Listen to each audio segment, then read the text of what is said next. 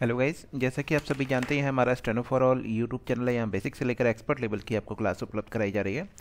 यह आनंद आशुलिपि मासिक पत्रिका अंक 3 प्रतिलेखन संख्या 3 और 4 है, जिसको हम 80 शब्द प्रति मिनट की गति पर ऑनलाइन लाइव क्लास के माध्यम से आपको उपलब्ध करा रहे हैं। साथ ही ऑफलाइन मोड में इसके बाद में आप हमारे यूट्यूब चैनल से लिख सकते हैं और हमारी वेबसाइट पर किसी भी गति पर हिंदी या इंग्लिश की डिक्टेशन प्राप्त करने के लिए हमसे संपर्क कर सकते हैं। सभी तैयार रहें, रेडी?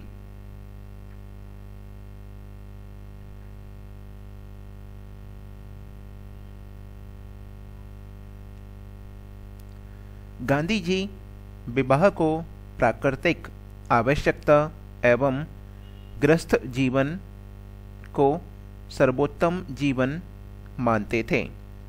उनका कहना था, विवाह हिंदुओं के 4 आश्रमों में से एक प्रमुख आश्रम का आधार है। वास्तव में देखा जाए तो अन्य 3 आश्रमों का आधार भी गृहस्थ आश्रम ही है। विवाह का उद्देश्य व आदर्श है स्त्री पुरुष के शारीरिक संबंध के माध्यम से आध्यात्मिक एकता की प्राप्ति। मानवीय प्रेम जो इस एकता से उमड़ता है वह दैविक या सार्वभौमिक प्रेम की उपलब्धि का प्रथम कदम सिद्ध होता है।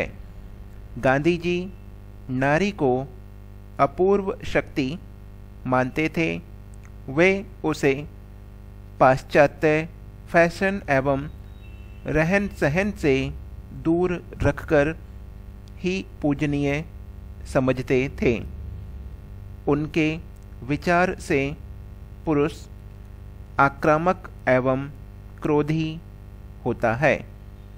स्त्री ही एक ऐसी शक्ति है जो शांति एवं सुरक्षा का नेतृत्व कर सकती है।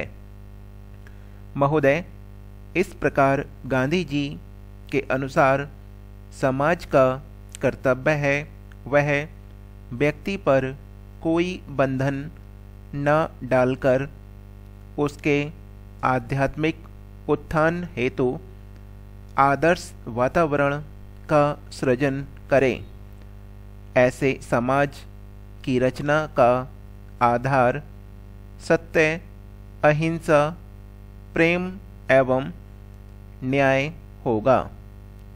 व्यक्ति की जाति उसकी कार्यकुशलता के आधार पर ही निश्चित होगी। उनका कहना था, एक आदर्श सामाजिक व्यवस्था तभी स्थापित की जा सकती है जब इस वर्ण सिद्धांत को पूरी तरह समझकर क्रियान्वित किया जाए। गांधी जी स्त्री पुरुष दोनों को समान महत्व देते थे। उनका कहना था, स्त्री पुरुष के कार्य क्षेत्र का विभाजन अवश्य मान्य है। दोनों लिंगों के लिए सामान्य गुण एवं संस्कृति जो इनके व्यवहार में लाए जाने के लिए आवश्यक है समान ही है। गांधी जी का विचार था कि स्त्री पुरुष एक दूसरे के पूरक हैं। दोनों में प्राकृतिक भिन्नता के बावजूद आध्यात्मिक एकता होती है जो स्त्री पुरुष के पृथक पृथक स्वधर्म के सम्यक रूपेण निर्वाह से ही प्राप्त की जा सकती है। गांधी जी इसीलिए यह नहीं चाहते थे कि स्त्रियां स्वधर्म त्याग कर पुरुषों के स्थान पर कार्य करें। वे स्त्रियों के कार्य को पुरुषों के कार्य से श्रेष्ठतर मानते हुए लिखते हैं। अपने घर को सुव्यवस्थित रखना उतना ही बहादुरी का काम है जितना कि उसे बाहरी आक्रमण से सुरक्षित रखना। गांधी जी सर्वत्र स्त्री को समान स्थान देने के पक्षपाती थे। इसी कारण वे स्त्री के मार्ग में अवरोध उत्पन्न करने वाले सभी तत्वों को समूल नष्ट करके प्रत्येक पग पर उनकी रक्षा एवं प्रतिष्ठा के पक्षधर थे। गांधी जी एक वर्ग विहीन, शोषण रहित, शांतिपूर्ण, जनतांत्रिक आदर्श समाज के पोषक थे। उनका कहना था, मैं एक ऐसे भारत के निर्माण हेतु कार्य करूँगा जिसमें निर्धनतम व्यक्ति भी गौरव अनुभव करेगा कि यह देश उसका है और इसके निर्माण में उसकी प्रभावपूर्ण आवाज़ है। ऐसे भारत की रचना चाहूँगा जिसमें ऊंच नीच का भेदभाव ना हो। वह भारत ऐसा होगा जिसमें सभी वर्ग प्रेम से रह सकें। ऐसे भारत में छुआछूत एवं मद्यपान तथा मादक द्रव्यों के सेवन हेतु कोई स्थान नहीं होगा। स्त्रियों को पुरुषों के समान अधिकार होंगे।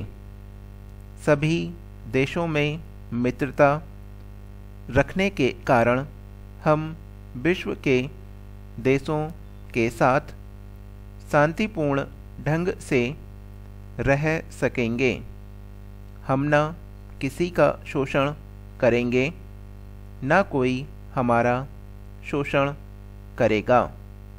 हमारे देश में कम से कम सेना रहेगी। महोदय, देश की स्वतंत्रता का अर्थ मात्र राजनीतिक स्वतंत्रता नहीं, उसका अर्थ शहरी लोगों की स्वतंत्रता भी नहीं है। वास्तविक स्वतंत्रता वह होगी जिसमें ग्रामवासियों को अपने भाग्य, अपने भविष्य के निर्माण का स्वामित्व प्राप्त होगा। यह उनके स्वशासन के जरिए ही हो सकता है। महात्मा गांधी का यह कथन उनके सामाजिक दर्शन का मूल स्रोत है। उनका विचार था कि हर एक गांव एक गणतंत्र की तरह हो। वहाँ एक पंचायत हो जिसके पास उस गांव की सभी समस्याएं निपटाने का अधिकार हो। अपने देश में अब 73वां संशोधन लागू हो जाने से पंचायतों को पर्याप्त अधिकार मिलने का मार्ग प्रशस्त हो गया है और इस तरह उनका एक सपना साकार हुआ है। गांधी जी के सामाजिक आदर्श में मुख्य रूप से समाज एक स्त्री पुरुष की महत्व संबंधी विचारों को सम्मिलित किया जाता है। करोड़ों की संख्या में मूक जनता के हितों का ध्यान रखा जाएगा। व्यक्तिगत रूप से मैं देसी एवं विदेशी के भेद को घृणा की दृष्टि से देखता हूँ। मेरी कल्पना का भारत ऐसा ही होगा। उक्त कथन से स्पष्ट है कि गांधी जी एक ऐसे समाज की रचना करना चाहते थे जिसमें जाति एवं वर्ण भेद समाप्त हो एवं सभी व्यक्ति समान समझे जाएं। वे उत्तराधिकार से प्राप्त जाति को जाति नहीं मानते थे। उनका विचार था कि वर्तमान जाति प्रथा पूर्व की वर्णाश्रम व्यवस्था से पूर्णतः विपरीत है। जितना ही शीघ्र इसको नष्ट करें उतना ही श्रेयस्कर है। जाति का धर्म से कोई संबंध नहीं है। यह हमारी डिक्टेशन समाप्त हो गई और ये 9:30 का ही टाइम रखेंगे अब, क्योंकि 2-3 दिन देख लिया 9 बजे कोई नहीं आ रहा। आज ही एक ही डिक्टेशन रखते हैं।